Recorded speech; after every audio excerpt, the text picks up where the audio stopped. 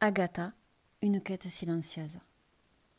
Il était une fois Agatha, une femme comme tant d'autres, mais avec ce petit quelque chose qui la distinguait. Une énergie constante, un besoin irrépressible de faire, d'aider, de répondre aux appels des autres.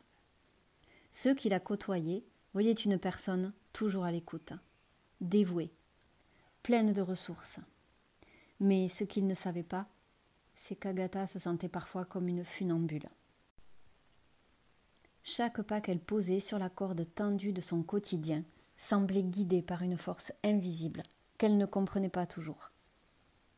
Elle ne savait pas vraiment nommer ce qu'elle portait en elle. Ce poids, cette urgence, ce sentiment qu'il fallait être partout à la fois, tout le temps.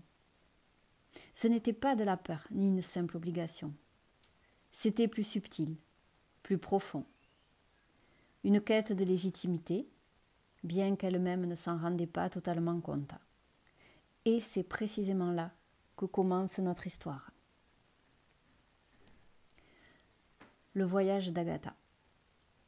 Une vie en accéléré.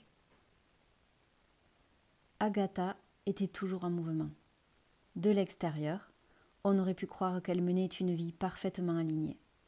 Une carrière florissante, des relations nombreuses, un quotidien bien rempli. Mais à l'intérieur, c'était une autre histoire.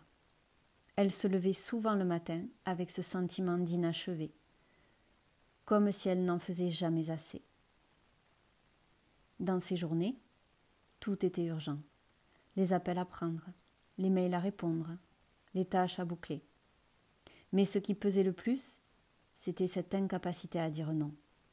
Chaque fois qu'elle acceptait une demande, une petite voix intérieure murmurait « Si tu dis non, ils penseront que tu n'es pas assez compétente, que tu n'es pas à la hauteur. » Alors, elle disait oui. Et encore oui, jusqu'à s'oublier elle-même. Mais ce n'était pas seulement dans le travail. Agatha le ressentait aussi dans ses relations personnelles. Avec ses proches, c'était pareil. Répondre présente, être là pour tout le monde, quitte à sacrifier son propre repos ou ses envies. Elle portait cette croyance inconsciente que son amour ou sa valeur dépendait de ce qu'elle pouvait donner. Les premiers signes d'alerte.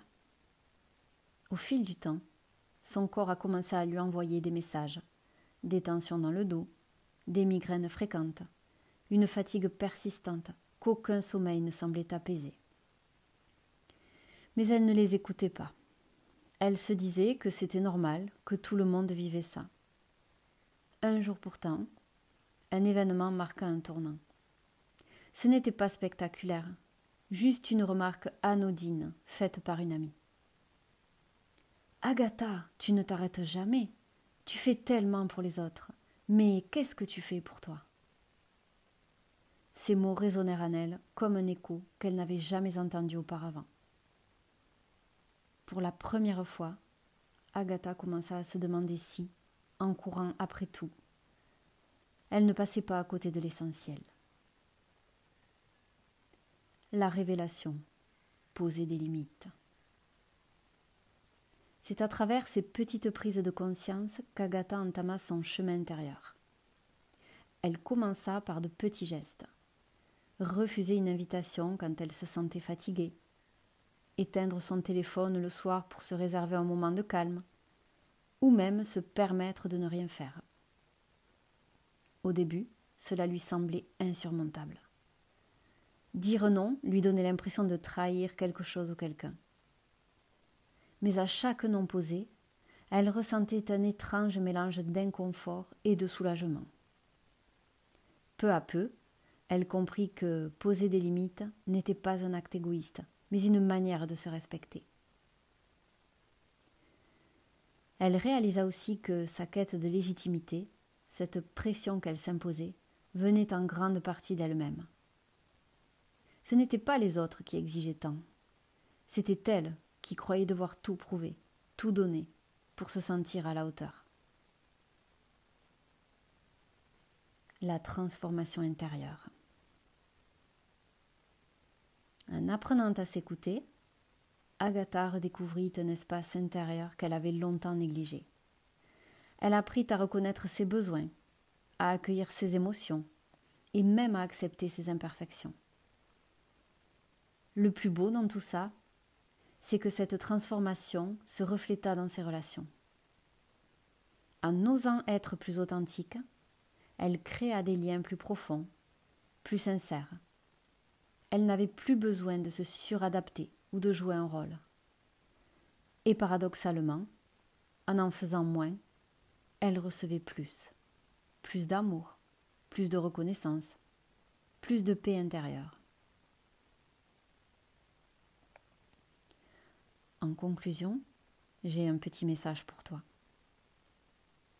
Si Agatha pouvait te parler aujourd'hui, elle te dirait probablement ceci. Ne crois pas que tu dois tout donner pour être aimé. Tu es déjà suffisant ou suffisante, tel que tu es. Apprends à poser des limites, à écouter ton cœur et à te respecter. Ce n'est pas un acte égoïste, mais un cadeau que tu te fais à toi-même et aux autres. Son histoire est peut-être un reflet de ce que toi aussi tu vis parfois. Et si c'est le cas, sache que tu n'es pas seul.